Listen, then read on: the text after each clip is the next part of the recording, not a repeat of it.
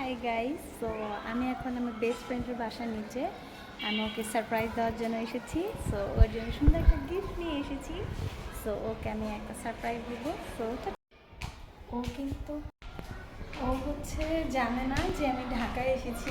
So so excited.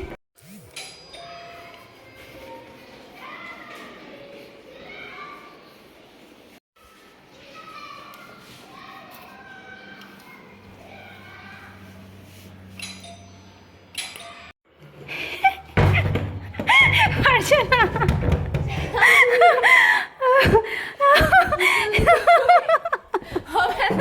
ও আচ্ছা, আমার friend। ও আমাকে এই হচ্ছে আমার ফ্রেন্ড।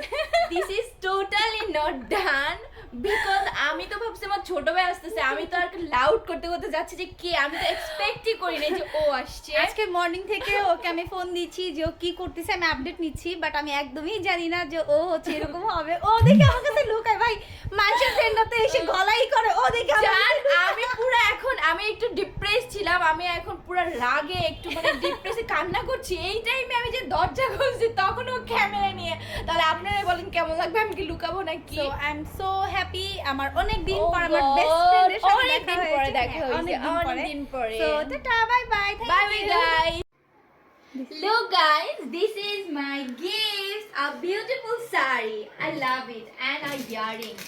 দেখো আমি কত প্রিটি মাছ রাখবে পড়লে, আমি তো অনেক হ্যাপি হয়েছি। ডিপ্রেশনের মধ্যে এরকম গিফট পাইলে কে না হ্যাপি হয়। থ্যাংক ইউ জান, love you, love you too, bye bye. Bye by.